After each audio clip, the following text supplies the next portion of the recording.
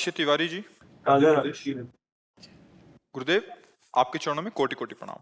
गुरुदेव, मैं प्रारंभिक साधक हूँ, अभी नाम जप का प्रयास कर रहा हूँ, पर जब भी पूर्व अभ्यास के वशीभूत होकर व्यभिचार या उसके कारण गलत क्रियाएं हो जाती हैं, बाद में ग्लानि के साथ लगता है कि हमने जो कुछ थोड़ा सा नाम जप किया था वो भी शून्य हो गया। भगवान, अब पहली बात तो मुझे ये क्षमा कि करें। नाम कभी नष्ट नहीं होता। जैसे आपने 100 बार नाम ले लिया तो अब ये कभी त्रिकाल में कोई भी पाप ऐसा नहीं कि इसको नष्ट कर सके। नाम अविनाशी का है तो वो भी अविनाशी है। हाँ, ये जरूर है, जैसे आप गंगा नहा के आए हो, ऊपर से आप केरोसिन छिड़क लिए तो बदबू तो आएगी ना आएगी, गंगा जल की निर्मलता ढक जाएगी ना। तो ऐसे गंदे जैसे आचरण कर लिए तो मन एक ग्लानि युक्त हो जाएगा। जो पवन वृत्ति नाम से उत्पन्न होनी थी वो रुक जाएगी, पर नाम नष्ट नहीं होगा। निराशा आ जाती है। निराशा आ जाती है। नहीं, नहीं आना चाहिए निराशा, क्योंकि अगर 100 बार पटक किसी पहलवान ने लगा दी तो कुश्ती लड़ना थोड़ी छोड़ दिया जाता है। गुरु की शरण में होकर के दांव सीखा जाता है। 100 बार तो तुमने गिराया, अब थोड़ा दूध पिएंगे और दंड बैठक और बढ़ाएंगे, और गुरु की शरण में होकर वो हाथ सीखेंगे जिससे पटकेंगे। ऐसे ही अभी मन पटक रहा है, मन ही तो पटक रहा है। मना कष्टानि इंद्रियाणि प्रकृति स्थानि कर्षति। अब तुम अगर हमारी दांव सीख जाओ तो अभी बचना शुरू हो जाएगा। जिस दांव से दुश्मन को पछाड़ा जाता है, गुरु से युक्ति मिलती है, युक्ति से मुक्ति मिलती है। मन जब भोगों की तरफ आकर्षित करे तो उस समय तुम ये देखो कि उसकी मांग है, तुम्हारी नहीं। भूल हमसे ये हो जाती है कि हम तुरंत अपनी मांग मान लेते हैं, और आपके दस्तखत के बिना वो कुछ हरकत कर नहीं सकता। ना कोई ज्ञानेंद्री की हरकत होगी, ना कोई कर्मेंद्री की हरकत होगी। आप जब तक उसको सपोर्ट नहीं देंगे वो कुछ नहीं कर सकता। होता क्या है, वो इतनी जल्दी सपोर्ट ले लेता है कि हम समझ ही नहीं पाते हैं। ये देखा, ये खाया जाए तो अच्छा है, हाँ हमें बड़ा सुख मिलेगा, आज हमारी इच्छा है कि हम ये खाएंगे, अब फंस गया। नहीं, रसेंद्री की इच्छा हुई और मन ने हमको विवश करने की कोशिश की।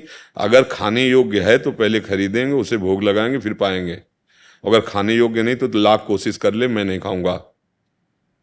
अंदर की युक्ति है, उसके दृष्टा बनो ना कि भोक्ता बनो।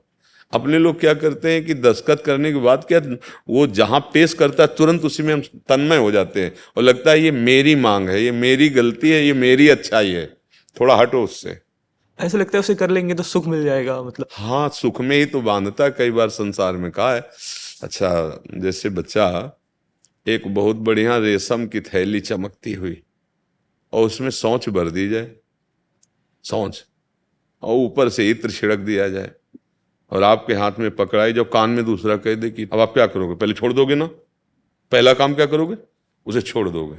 ये थैली है, यहाँ मलाशय है, मूत्राशय है, मल का द्वार है, मूत्र का द्वार है।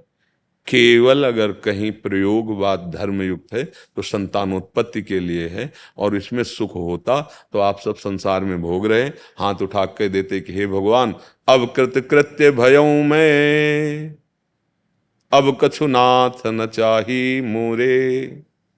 प्रभु, जो चाहता था मिल गया। आज तक किसी को हुआ हो तो बताना हमें, किसी को हुआ हो।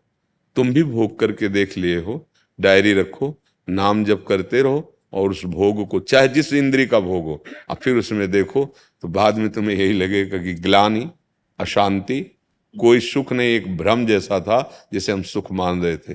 प्रहलाद जी ने लिखा है, जैसे नई दाद उत्पन्न हुई उसको खुजलाओ, कैसा लगता है, थोड़ी देर ऐसा नहीं लगता, अच्छा सा महसूस होता है त्वगेंद्री का, और बाद में जब थबवती और कल्लात उसमें जलन पैदा होती।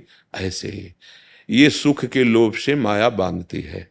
धर्म पूर्वक सुख भोगना भगवत प्राप्ति का हेतु होता है, और अधर्म पूर्वक सुख की लालसा से जाना ये नरक प्राप्ति का हेतु होता है। वास्तविक भगवान ने कह दिया दुखालयम अशाश्वतम, तो सुख कैसे मिल सकता है। हम कई बार एक चरित्र सुनाया है भर्तरी जी का। भर्तरी जी बहुत चक्रवर्ती सम्राट थे, तो सबकी जब नवयुवक अवस्था होती तो एक आकर्षण होता है भोगों में। तो उन्होंने मन में विचारा कि मेरे मन में सबसे ज्यादा आकर्षण क्या है। अब चक्रवर्ती सम्राट थे, निकला स्त्री शरीर, और तो हमारे पास सारा वैभव है। तो उन्होंने अपने मंत्रियों से ऐलान कर दिया, धन दे करके या बलपूर्वक, जैसे भी हो। क्षत्रियों में पहले जैसे भीष्म पितामह स्वयंवर में जाके काशी से अंबा अंबालिका आदि का अपहरण किया, जैसे भी हो मेरे लिए सुंदरी लाई जाए।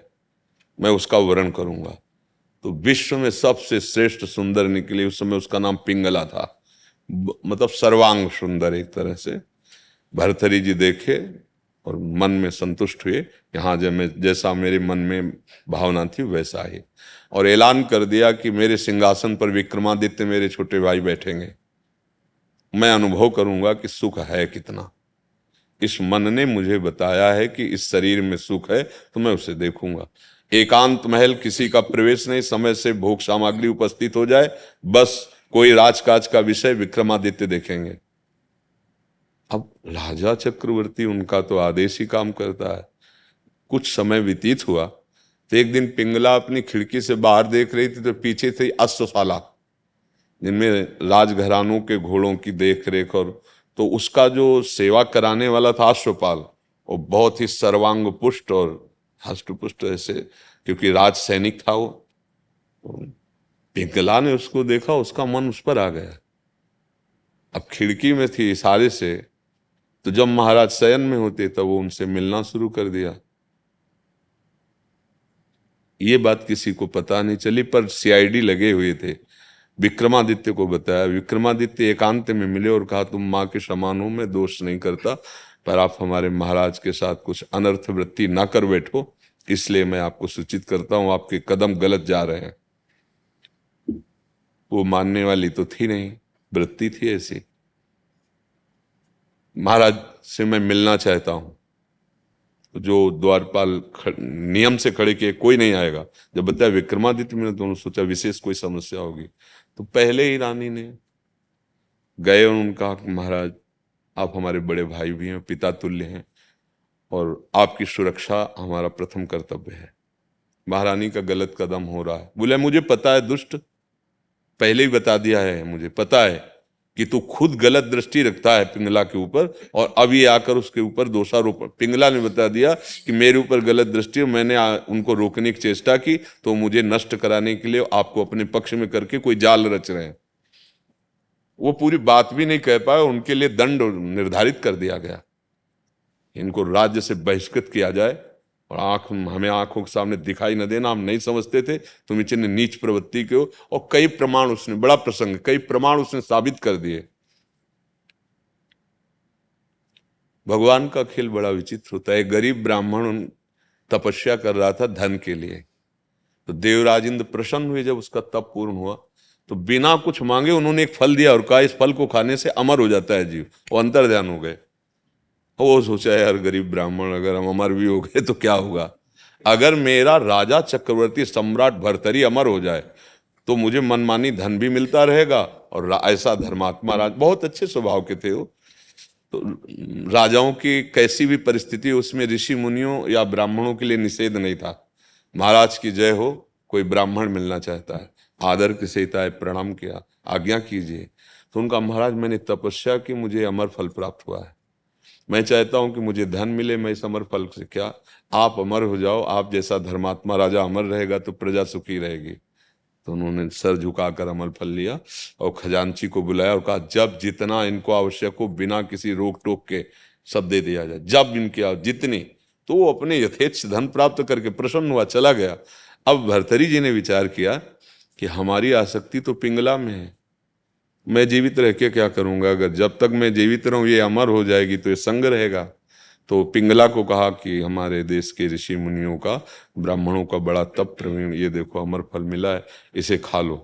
तो उनका, ऐसे थोड़ी अमर फल खाया जाता है, स्नान आदि पवित्र हो करके ऐसे, और फिर हम पालेंगे, आप निश्चिंत रहे। उन्होंने दे दिया। प्रेम में तो संशय होता नहीं। पिंगला ने विचार किया, ये अमर फल मैं अश्वपाल को दूंगी तो अश्वपाल जीवित रहेगा, तो जब तक हम ऐसा। अश्वपाल से जब एकांत में मिली तो अमर फल दिया।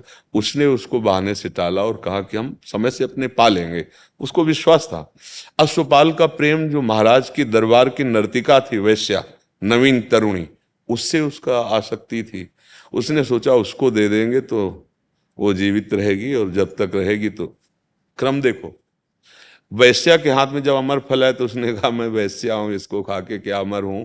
मेरे महाराज को अगर ये अमर फल मिल जाए, वो अमर हो जाएंगे, तो मेरा जीवन सार्थक। तो जय जयकार हो महाराज की। वैश्या मिलना चाहती है, दरबार की नर्तिका। क्या बात है। ये अमर फल, देखा गौर से, वही अमर फल तेरे को कैसे मिला?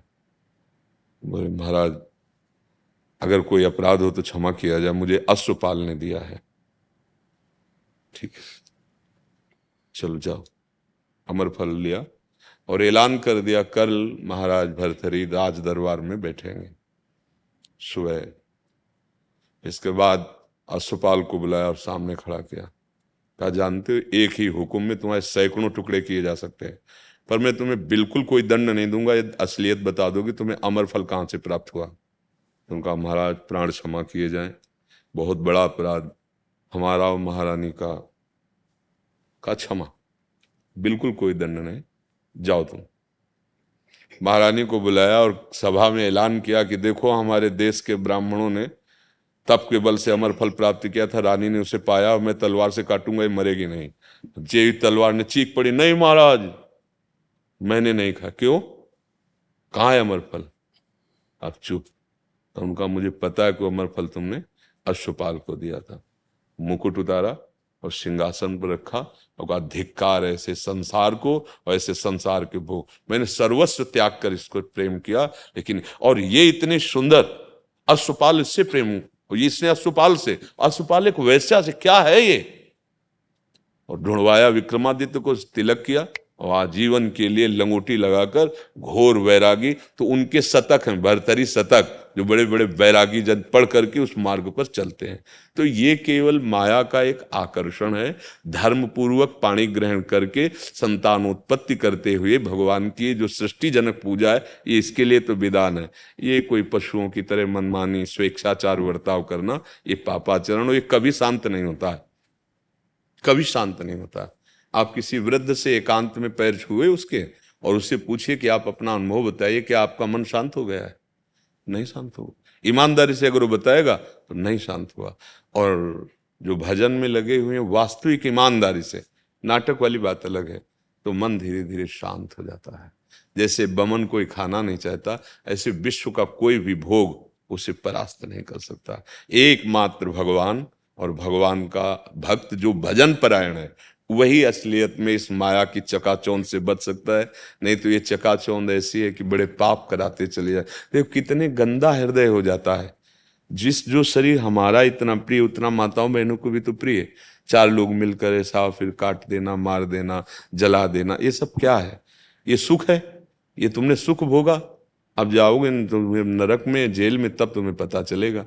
तो ये सुख की आशा से ही तो पाप हो रहे हैं ना। अगर वास्तविक सुख होता तो तृप्ति ना हो जाती। आप विचार करो।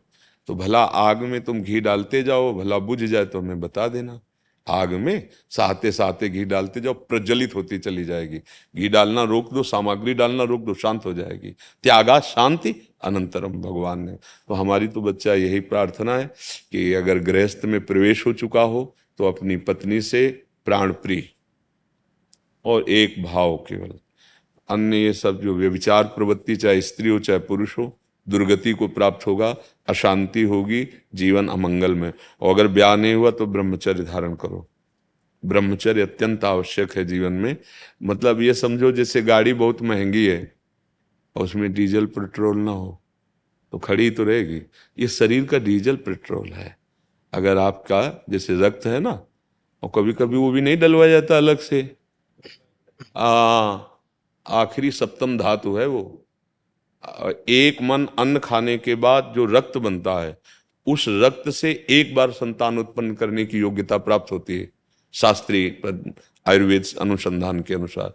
अब आप लोग मनमानी ऐसे उद्दंडता, तो स्मृति, टांगों में दर्द, कमर में दर्द, खिन्नता, निराश, उदास और वासना और बढ़ती चली जाती है। जितना आप इसमें कूदोगे तो ऐसा लगेगा और सुख है और सुख है। इस पद्धति से इस पद्धति जीवन नष्ट हो जाता है। तो अगर बात समझ में आ जाए तो सुधार कर लो जीवन का। भैया ना समझ में आए तो जब समझ में आ जाए तब सोच लेना। बकाया धर्म पूर्वक चलने से ही शांति, विश्राम और सुखानुभूति, अधर्म से चलने पर नहीं, पापाचरण करने से नहीं, मनमानी आचरण। ये जीवन बहुत कीमती है भाई, बहुत कीमती। इसकी कीमत समझ लो, नहीं तो फिर अन्य योनियों में हम कुछ नहीं कर पाएंगे।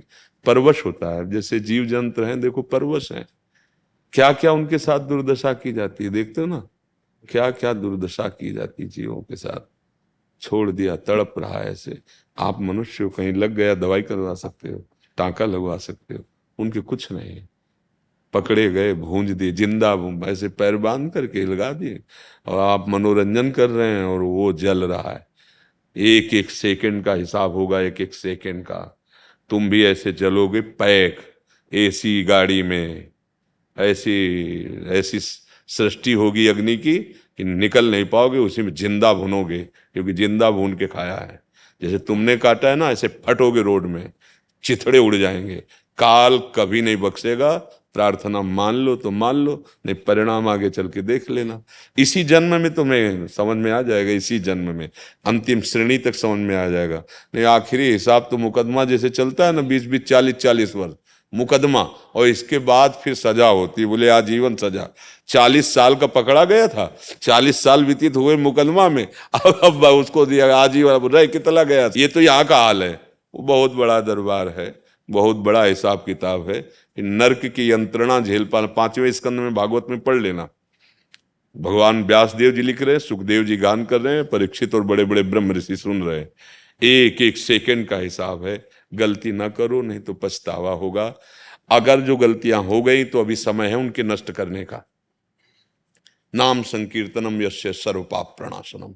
एकांत में बैठ जाओ, 4 लोग मिलके बैठ जाओ, संगीत लेके बैठ जाओ, या ये संगीत अपने पास है, राधा राधा राधा राधा राधा, सब पापों का नाश हो जाएगा। कोई भी रामकृष्ण हरि जो नाम आपको प्रिय हो, हम तो वृंदावनवासी, राधा उपासी, हमारे तो राधा ही प्राण है, राधा ही जीवन है। नाम संकीर्तन से और नाम जप से सब पापों का नाश हो जाता है। सर्व पाप प्रणाशनम। तो अगर गलतियां हुई तो उनका प्रायश्चित कर लो फटाफट, आग लगा दो उनमें, कि वो तो ऐसे बढ़ करके हमको दंड देने योग्य न रह जाए। इसलिए कहते हैं कि ना मोक्ष सही, ना प्रेम सही, ना परम पद सही। अरे जीने के लिए नाम जप लो कि तुम्हारी बुद्धि शुद्ध रहे, और पीछे जो आ रहा है अटैक करने तुम्हारा कर्म, वो विध्वंस हो जाए। जैसे मिसाइल आ रही ना, तो ऐसे यंत्र नहीं होते कि उसको वहीं नष्ट कर दिया, तो ऐसे मंत्र होते हैं, आए हुए प्रारब्ध को नष्ट कर देना। पर जो भगवत प्राप्ति करना चाहते हैं वो नष्ट नहीं करते, वो भोग लेते हैं और अपने भजन के बल से भगवान को रिझा कर भगवत प्राप्ति करते हैं। आशीष कुमार शर्मा जी मथुरा से। महाराज जी कोटि कोटि प्रणाम। महाराज जी, भगवान श्री कृष्ण ने अर्जुन को विराट रूप के दर्शन कराए व उन्हें दिव्य दृष्टि प्रदान की, एवं माता यशोदा जी को ब्रह्मांड के दर्शन मुख में कराए। तो मेरा प्रश्न है कि ये दिव्य दृष्टि है क्या? वो दोनों को दर्शन होने के बाद ये देखकर डर क्यों लगा? पार्थिव दृष्टि को समझ लो तो दिव्य दृष्टि समझ जाओगे। पार्थिव दृष्टि किसे कहते जानते हो? पार्थिव दृष्टि, तभी तो दिव्य दृष्टि समझोगे। शरीर को मैं मानना, भोगों में सुख भोगना, संसार के द्वंद्वों को सत्य मानना, इसे पार्थिव दृष्टि कहते हैं। इस दृष्टि से वो सखा दिखाई दे रहे थे, और जो इस दृष्टि का बाध करके, और चिदानंद जो तुम्हारा स्वरूप है, तुम्हारा ये स्वरूप थोड़ी जो आप, ये तो देह है ना, तुम्हारा देह है, बहुत इससे आप अलग हैं, और अभी आपकी दृष्टि यही कि मैं ही यही हूं, है ना? तो पार्थिव दृष्टि है ना। आप जो हो वो कभी आप देख नहीं पाए, अपने को देख पाए हो? कभी मन को आपने किसी सूक्ष्मदर्शी से, किसी यंत्र से किसी देखा हो? जबकि वो माया रचित है, और जो स्वरूप है वो तो भगवान का अंश है। जब स्वरूप के दर्शन की सामर्थ्य आ जाती है, तब भगवान के किसी भी रूप का दर्शन कर सकते हो आप। विराट रूप, सौंदर्य, माधुर्य रूप, कोई भी रूप आप भगवान का, क्योंकि वो दृष्टि आ गई है। तो अभी तो पार्थिव दृष्टि है ना, पार्थिव दृष्टि मिटती है साधना से। साधना का सही स्वरूप है निरंतर भगवान का चिंतन होना, किसी भी दुख या सुख में प्रभु को न भूलना, हर परिस्थिति में धर्ममय आचरण करना। तो पार्थिव दृष्टि नष्ट होने लगेगी। जैसे सर्वम खलमिदम ब्रह्म, ये दिव्य दृष्टि है, पार्थिव दृष्टि थोड़ी है। जैसे भगवान कह रहे मत्ता परतरम नान्यत किंचिदस्ति धनंजय, मेरे सिवा कुछ नहीं, भला ऐसा दिखाई देता है? अभी तो हमें बहुत कुछ दिखाई देता है। तो पार्थिव दृष्टि जब तक है तब तक दिव्य दृष्टि को नहीं समझ सकते। दिव्य दृष्टि है स्वरूप दृष्टि। उस स्वरूप दृष्टि का जे ही जागरण हुआ तो अपना बोध और अपने ईश्वर अंशी का बोध, आप चाहे जो विराट देखो, सूक्ष्म अणु अणियान महतो महियान, वो चींटी के भी हृदय में आराम से चौड़े से सो रहा है, और वो इतना विशाल है कि अनंत ब्रह्मांड उसके एक रोमकूप में है। दिखरावा माते तिन अद्भुत रूप प्रचंड, रोम रोम प्रति लागे कोटि कोटि ब्रह्मांड। ये दिव्य दृष्टि, अणु अणियान महतो महेयान, महान से महान वही है, छोटा से भी छोटा, सबसे छोटा भी वही है, सब उसमें समाये हुए हैं, वो सब में समाया हुआ है। यही दिव्य दृष्टि है। अभी तो पार्थिव दृष्टि है ना हमारी, स्त्री पुरुष, अच्छा बुरा, सुखद दुखद, मान अपमान, निंदा, ये सब पार्थिव दृष्टि है। साधना से, उपासना से, गुरु कृपा से इस पार्थिव दृष्टि का नाश हो तो जो पार्थ को दृष्टि मिली वही आपको दृष्टि मिल जाएगी। महाराज जी, आपने रास्ता तो दिखा दिया है, मैं रास्ते पे बढ़ भी रहा हूँ और कहाँ तक पहुँच पाता हूँ आपकी कृपा के ऊपर। हाँ, निराश होना नहीं, अविनाशी का बच्चा हूँ, शरीर छोड़ेगा फिर नया शरीर मिलेगा, पर चलेंगे इसी मार्ग में तो मार्ग तो तय हो ही जाएगा। नहीं, और अगर निश्चय कर लो तो इसी जन्म में हो जाएगा, पर निश्चय अपने लोग थोड़ा फिसड्डी स्वभाव है ना। नहीं महाराज जी, पक्का स्वभाव है आपकी कृपा से। अच्छा, क्योंकि देखो फिसड्डी स्वभाव को मतलब समझते हो ना, जब जो मन के अनुकूल विषय आया तो भगवान को भूल गए और उसमें लिपट गए तो फिसड्डी स्वभाव हो गया। समझ रहे हो ना। आपका ध्यान कर लेते हैं फिर दृढ़ता आ जाती है। मर्जी, आपने लिखा है आप पीएचडी किए हुए हैं किसी विषय और अभी भी पीएचडी आप पे ही। हम पे पीएचडी तो हो ही नहीं सकती है क्योंकि हमारे पार्थिव की पीएचडी तो कर सकते हो, लेकिन हमारे स्व की पीएचडी नहीं कर सकते। स्व की पीएचडी हितजू करवाएंगे, हित सजनी जो करवा सकते हैं, स्व में प्रवेश नहीं हो सकता है बिना व्यास सुवन प्रसाद के। ललितादिक के भाई, जब बनिता पुरुष भाई मिट जाए, स्त्री और पुरुष का भाव मिटे, पांचवें भूले देह सुधि, छठे भावना रास की, तो यहाँ तो लौकिक पढ़ाई का प्रवेश ही नहीं है। हाँ, जैसे फिसड्डी कहा ना, अगर हमारी मन चाही वस्तु मिल जाए, भोग मिल जाए, अधिक धनराशि मिल जाए और मैं प्रभु को भूल जाऊं तो फिसड्डी ठहरा। प्रभु से बढ़कर महत्व बुद्धि त्रिभुवन में त्रिकाल में किसी भी पर भी न पारमेष्ठम न महेंद्र धिष्ण्यम न सार्वभौमम न रसाधिपत्यम न योग सिद्धिर अपुनर्भवम वा। ब्रह्मा का भी पद नहीं चाहिए, देवराज इंद्र के पद की बात क्या, मृत्युलोक के सम्राट पद की क्या बात क्या, मोक्ष भी नहीं चाहिए, योग की सिद्धियां नहीं चाहिए। हे श्री कृष्ण, केवल आप चाहिए, आप। और यहाँ सम्राट पद और इंद्र पद और इनकी तो बात जाने दो ना, जरा में कहीं अनुकूलता भोग की मिली तो भगवान को भूल जाते हैं। वो बहुत धन्यवाद के पात्र हैं, चाहे आप हों या कोई हो, जो ऐसी परिस्थितियों में भी गोविंद को भूलते नहीं और ये हृदय में रखते हैं कि जान गए हम इस माया के लुभावने चमकीली लेबिल लगाकर अंदर दुख, मैं जान गया, अब भटकने वाला नहीं। हे नाथ, बस बचा लो कि मेरा मन आपके सिवा कहीं न जाए। तो सम्राट पद पर विराजमान है अम्बरीश जी, लेकिन मन सावई मन कृष्ण पदारविंदयो। ये बहुत फिसड्डी है मन। कोई सामने ऐसा शरीर आया जिसको देखकर आप लुभायमान हो गए, फिसल गए। कोई परिस्थिति ऐसी विपरीत आई कि घबरा गए और भूल गए प्रभु को, फिसल गए। ना अनुकूल न प्रतिकूल, त्रिभुवन की राजलक्ष्मी देने पर भी, भागवत का 11 स्कंद में है, जो आधे पल के लिए अपने प्रभु का स्मरण नहीं छोड़ता, महाभागवत, वो सुदृढ़ है। इसीलिए अपने लोगों को दृढ़ रहना है, भगवान से बढ़कर महत्व बुद्धि कहीं ना हो। और अभी तो समोसा चटनी में भी भूल जाएंगे भगवान को, है नहीं। एक ने प्रश्न किया था कि अब सिद्धियां नहीं नजर दिखाई देती पहले ऋषि मुनियों में कि अंतर ध्यान हो जाना, ऐसा हो जाना, या आप सराएं ऐसा ऐसा। तो भाई देखो, उसके लिए आपकी योग्यता भी तो चाहिए। जब यहीं के विषय आपको रौंद दिए तो फिर जब थप्पड़ से गिर जाए तो ब्रह्मास्त्र चलाने की जरूरत क्या है। एक थप्पड़ मारो, गिर गया, उसके ऊपर बेचारे के ऊपर ब्रह्मास्त्र चलावे तो अनीति ही होगी, नहीं होगी। तो ऐसे जो इतना सुदृढ़ है कि मृत्युलोक के भोग क्या, देवलोक के भोग क्या, ब्रह्मलोक के भोगों तक से वैराग्य है। अब उसके सामने एक से एक सिद्धियां, एक से एक वैभव, पर वो फिसलता नहीं है। दीयमानम न ग्रहणंति बिना मत सेवनम जना, उसे सारूप्य, सायुज्य, सामीप्य, सारिष्ट, एकत्व मोक्ष दिया जाए वो नहीं स्वीकार करता। मुझे कृष्ण चाहिए, मतलब कृष्ण से बढ़कर कुछ नहीं, एक मातु बुद्धि कृष्ण में। अब आ जाएगा, अब जो चाहोगे देख लोगे। अपने प्यारे को जिस रूप में चाहो उस रूप में देख सकते हो।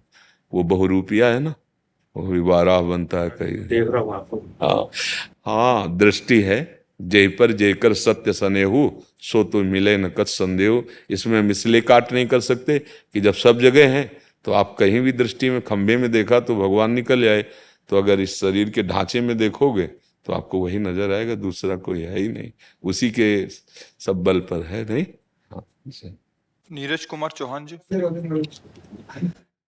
राधे राधे महाराज जी।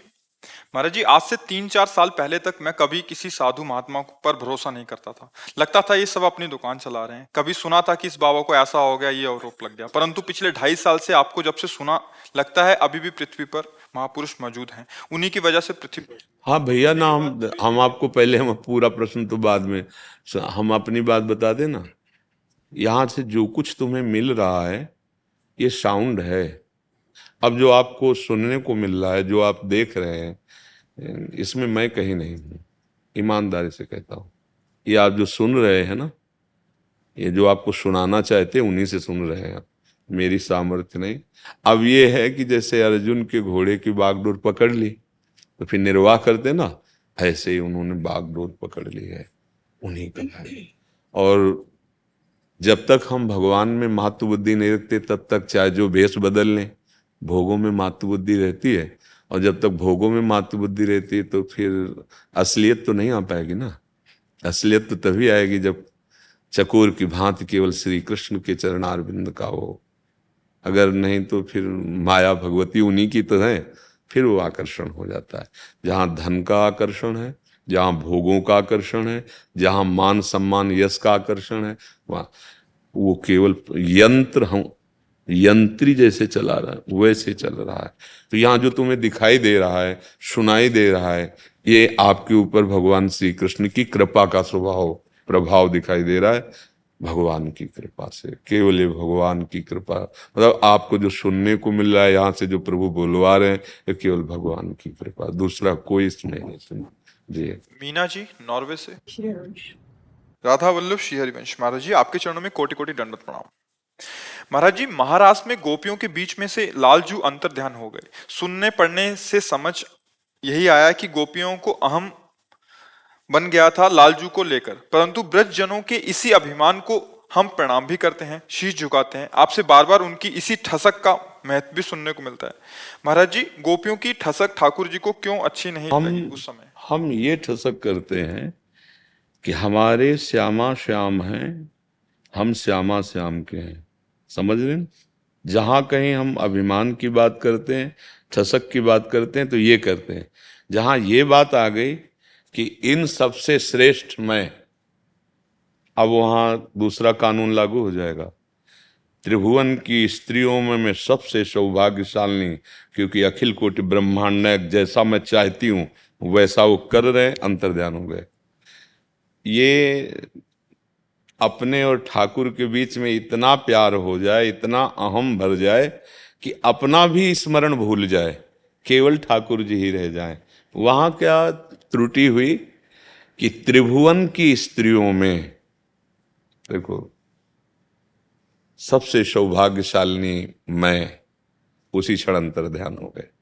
और जब रुदु सुस्वरम राजन कृष्णदार दर्शन लालसा, सब ऊंचे स्वर से रोना प्रारंभ किया। पहले लीलानुकरण हुआ, सबसे पूछा, और फिर जब नहीं दर्शन हुए और रुदु सुस्वरम राजन कृष्ण दर्शन, तो कहाँ थे?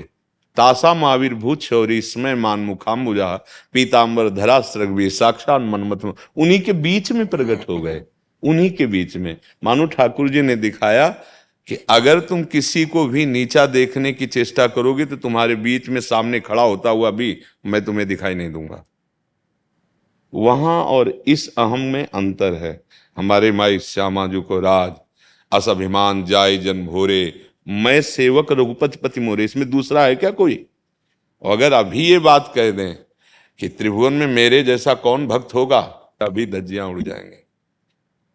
बस बातें हाथी पाइए, बातें हाथी पाओ। बात में हाथी इनाम में मिल गया और बात में ही हाथी के पैर के नीचे दबवा दिया गया। बात बिगड़ गई, वो अहम दूसरी कोटि का हो गया। वो गोपी जनों के अंदर नहीं, वो हमको सुधारने के लिए लीला हुई है ये हमें सुधारने के लिए। किसका प्रश्न था? आपको समझ में आ गई हमारी बात? जी। आकांक्षा जी देहरादून से। राधे राधे। गुरु जी आपके चरणों में प्रणाम। गुरुदेव, मैं बहुत संवेदनशील सेंसिटिव हूँ। दुनिया में कुछ भी गलत या अनुचित होता है तो मैं अपने हृदय पे ले लेती हूँ और वो दुख दर्द ऐसा लगता है मेरा ही है। महाराज जी, ऐसे में संसार के उसे साथ बहुत कैसे लड़ा जाए? नहीं, बहुत अच्छा है, हृदय का द्रवित होना बहुत अच्छा है, पर अज्ञान से द्रवित होना ठीक नहीं है। 3 प्रकार की भगवान की लीलाएं हो रही हैं। एक होती सृजन लीला, एक होती पालन लीला, एक होती विनाश लीला। तीनों लीलाएं अपने अपने समय पर होती ही रहेंगी। ये अज्ञान जनित द्रवण क्रिया नहीं होनी चाहिए। थोड़ा तो विवेक रखो। नहीं ऐसे तो बिल्कुल फिर वो मूढ़ता की तरफ चली जाएगी वृत्ति, फिर वो भजन और सतमार्ग नहीं। देखो, भगवान ने आज्ञा करी है, अद्वेष्टा सर्वभूतानां मैत्रः करुण एव च। सबको सुखी करने के लिए मित्रवत व्यवहार करना है, करुणा करनी है, लेकिन निर्ममो निरहंकारा सम दुखा सुखा क्षमे, ममता रहित होकर के। और आप जब ममता ही की हो तो भगवान की आज्ञा का पालन ही हो रहा। ममता करी हिरण के बच्चे में तो अगला जन्म हिरण का हो गया।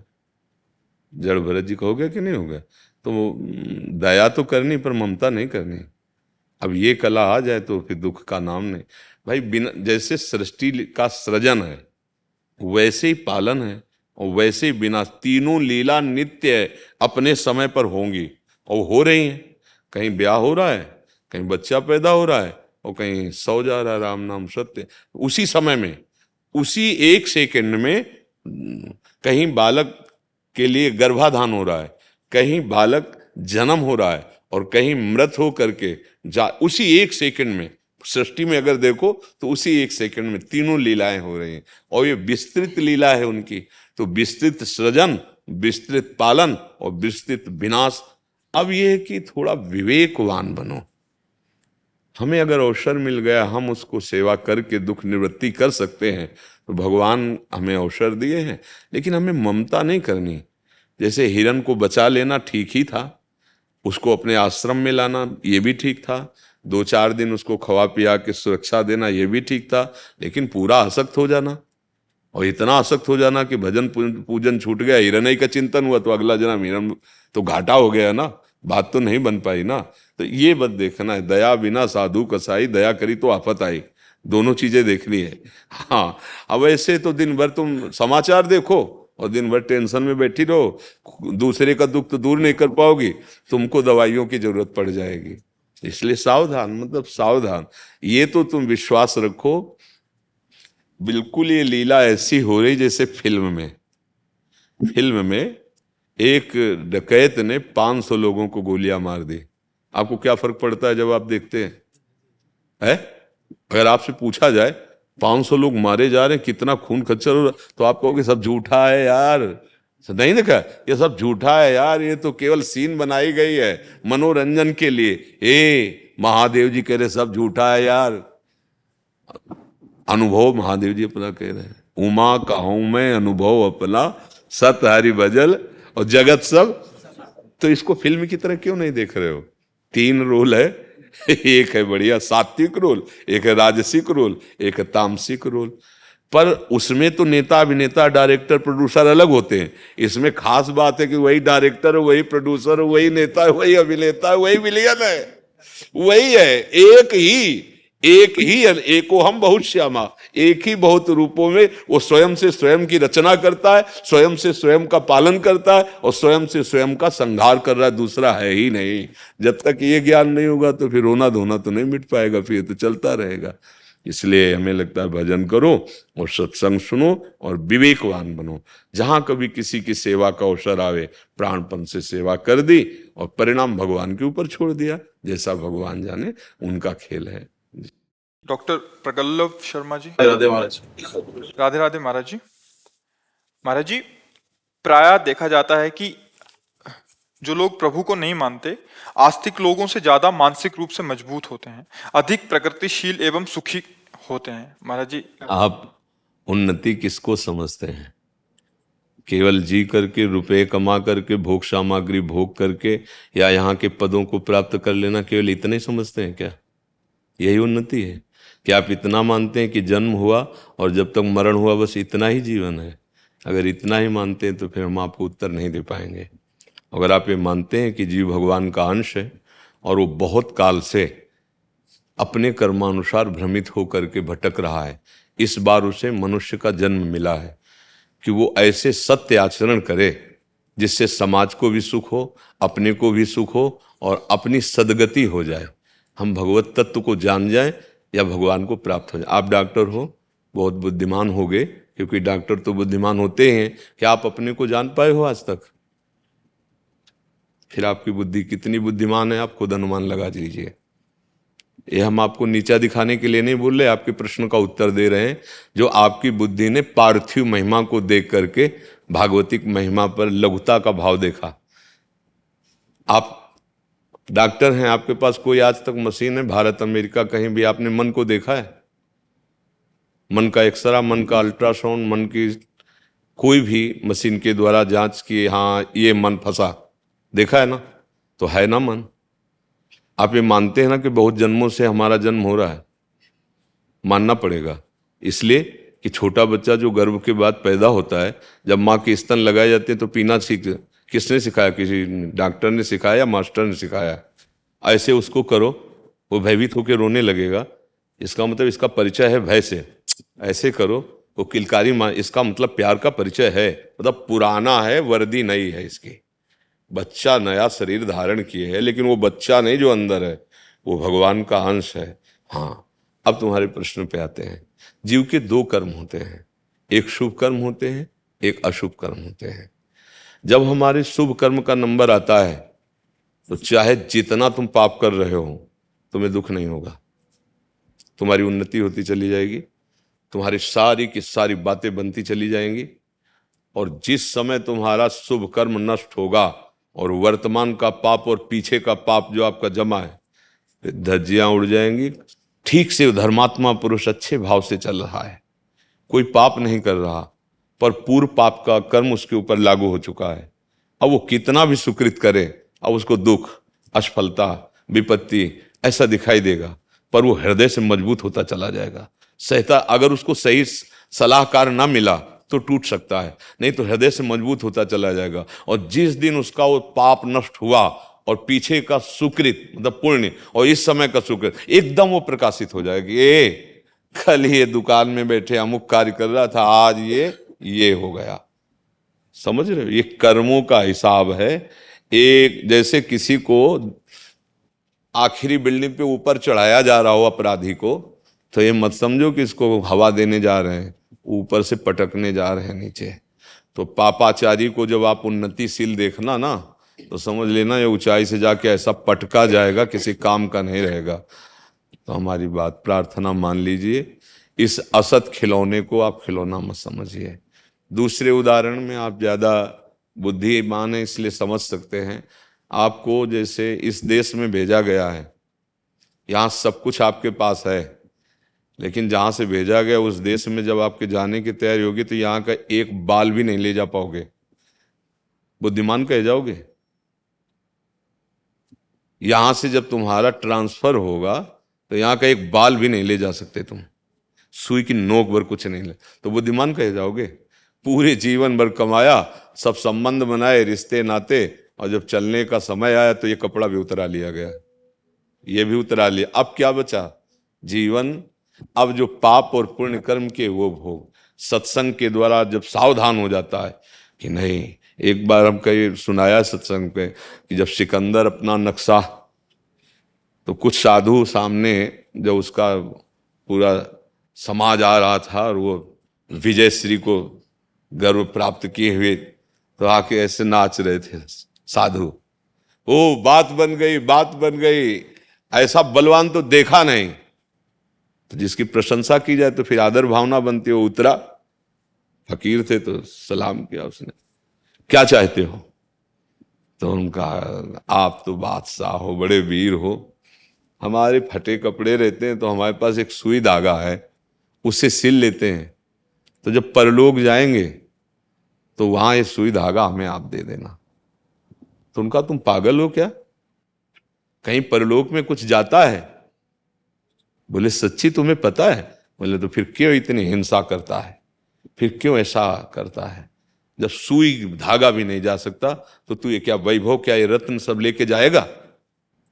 होश उड़ गए और उसने अपने आदमियों से कहा जब सिकंदर का शरीर छूटे तो विमान से ऐसे हाथ निकाल देना कि कुछ सिकंदर लेके नहीं जा रहा है।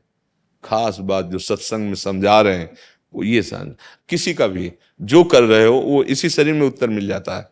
और आगे जो परिणाम होता है तो जैसे चोर पकड़ा जाता है ना, तो उसको 2-4 थप्पड़ मार करके जेल ले जाए, वहाँ थाने ले जाया जाता है। पर अब ये 2-4 थप्पड़ उसके दंड नहीं हुए, असली तो धुलाई जो होगी वो अंदर होगी, और वो भी उसका पूरा दंड नहीं हुआ। फिर इसके बाद उसके कपड़े ठीक करके उसको दवा खवा पिया के एकदम, और फिर उसको हथकड़ी डाल के, ये भी नहीं हुआ। इसके बाद सालों मुकदमा चलेगा, फिर आजीवन कारावास। और घटना कितनी थी? 15-20 मिनट का अपराध। जैसे लोग कह देते ना कि भगवान इतने जन्म क्यों चलाते हैं? 40-40 वर्ष मुकदमा चलता है, फिर उसको फांसी है जीवन के साथ। 40 वर्ष तो ब्याज में उसके व्यतीत हो गए जेल में, इसके बाद सजा हुई। अपराध बहुत बड़ा होता है, वो ऐसे किनगे के किनगे निकलते चले जाते, फिर भोगना पड़ता है। तो हमें ये लगता है कि हम अपनी बुद्धि को कंट्रोल करते हुए अच्छे मार्ग में चले, अच्छा आहार करें, और कहीं ना कहीं ईश्वर है। जब कृति है तो रचना करने वाला भी तो होगा। कृति माने रचना, तो प्रकृति है ना, तो परमात्मा इसका रचनाकार है ना, मानते हो ना? तो उसकी शरण हो जाए, और वो कहीं और दूर नहीं, आपके हृदय में ही है। अच्छे आचरण, इन बुरे लोगों की उन्नति को देख करके ऐसे सोचो कि ऊपर चढ़ाए। हाइड्रोजन जब ज्यादा फोकस मारे तो जाना फ्यूज होने वाला है। अपनी वाट से ज्यादा वो पावर से प्रकाश दे तो खुश मत हो जाना, वो फ्यूज होने वाला है। तो ये सब फ्यूज होने वाले हैं। मर्जिन का एक और था कि वो ज्यादा बुद्धिमान होते हैं, मानसिक रूप से ज्यादा मजबूत। हाँ, हम बताते हैं तुम्हें, इसका भी उदाहरण देते हैं। एक बच्चे को माता पिता रोज समझाते थे गेम मत खेल, पढ़ा कर। 12-13 वर्ष का था। एक दिन पिता ड्यूटी से आए, वो गेम खेल रहा तो मारा एक थप्पड़। इतनी बार कहा गेम मत खेला कर, तू पढ़ाई का समय तेरे। वो अपने दोस्त से बोला जाएगा कि हमारे पिताजी ने तो हमें थप्पड़ मारा, कहा गेम ना खेला करो। हम तो बोले फिर क्या? बोले पिताजी की बेइज्जती करना चाहते हैं। बोले कैसे करोगे? तो दोस्त ने कहा हम बताते हैं, एक छोटा सा कैमरा लो, जहाँ तुम्हारे मम्मी पापा रहते हैं ना, वहीं इसको फिट कर दो, और बस तुम वो हमको दे दिया करना, हम उसको वायरल कर देंगे, भारी बेइज्जती हो जाएगी। और उनके जो रिश्तेदार नातेदार मित्र थे वह बोले यार तुम अभी पैसा कमाने के लिए अब ये धंधा शुरू किया है? उनका ऐसा क्या? उनका ये क्या है? तो उनका ये कैसे हो सकता है, क्योंकि तो गृहस्थ में पति पत्नी हो तो धर्मयुक्त, कोई पाप तो है नहीं। रिपोर्ट की उन्होंने। अब जो वहां से पुलिस, ये घटना है, कोई कथा नहीं है। जब पुलिस आई ना तो उसने पूछा आपके घर कौन आता है? बोले 1 महीना से तो कोई रिश्तेदार भी नहीं आया, कोई नातेदार भी नहीं आया, कोई मित्र भी नहीं आता, बस हाँ मैं हमारा बेटा है। बेटे से पूछा तो बिल्कुल सर हम ऐसा। अब ज्यादा उससे खुल के पूछ नहीं सकते, तो एक नजर होती है, वो नजर में लगा कि इसी में कुछ कम है। तो उनका सुनो, हम जानते हैं कि तुम्हारे पापा तुमको डांटते होंगे, तुमने पापा को ऐसा। बोले हाँ हमने इसीलिए किया वैसा। कहाँ रखा है? तो दिखा दिया, एक हिरन जैसा बाजार से लाया था और उसी में से फिट किए। कितनी बड़ी बुद्धि है, पर किस काम में आई ये बुद्धि? अपराध में काम में आई। बुद्धि तो भगवान ने दी है, लेकिन बुद्धि का प्रयोग कहाँ है? दूसरों को दुख देना, नीचा दिखाना, अपमान करना, हिंसा करना। अगर इसी बुद्धि को सद्बुद्धि में बदल दिया जाए, सत्कार्य में। आपके पास पैसे तो हैं लेकिन खर्चा कहाँ कर रहे हो? तो इसका मतलब थोड़ी कि दूसरों का विनाश करना, पापाचरण करना, दूसरों की चोरी कर लेना, ये कोई बुद्धिमत्ता है क्या? उस बुद्धि का दुरुपयोग है। तो दुरुपयोग का फिर तो फल दुरुपयोग, आपके साथ भी दुर्व्यवहार होगा समय पे। छोटे छोटे बच्चों को इतना ज्ञान है कि अभी हम लोगों को उतना ज्ञान नहीं है। आप देखो छोटे छोटे बच्चों को इतना, तो भगवान ने बुद्धि दी है, उसका प्रयोग किधर हो रहा है? गलत प्रयोग कर रहा है, तो इसके लिए बड़ाई थोड़ी उसकी दी जा सकती है। उसके लिए बड़ाई नहीं दी जा सकती है। बड़ाई दी जाती है, तुम्हारे को बल दिया है तो दूसरे को संभालो, दूसरे को उठाओ, दूसरे की रक्षा करो। ये नहीं कि बल दिया है तो दूसरे को मारो, दूसरे को सताओ। तो बुद्धि तो भगवान ने सबको दी है, तो आप क्या समझते हो वो बुद्धिमान है?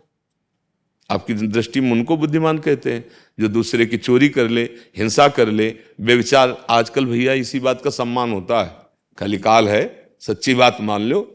अगर वो ऐसे गंदे कार्यों में थोड़ा उन्नतिशील है ना, तो सभा में सम्मान होता है, आओ भाई, और उनकी पार्टी होगी, उनका स्वागत होगा। वो धर्म से चलता है ना, उसको चाय भी नहीं पिलाया जाएगा, अपमान किया जाएगा।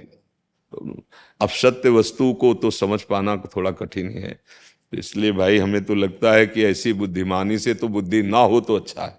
जो बुद्धिमानी दूसरे का अहित करे, दूसरे को दुख दे, दूसरे की हिंसा करे, वो तो बुद्धिमानी नहीं कही जा सकती है।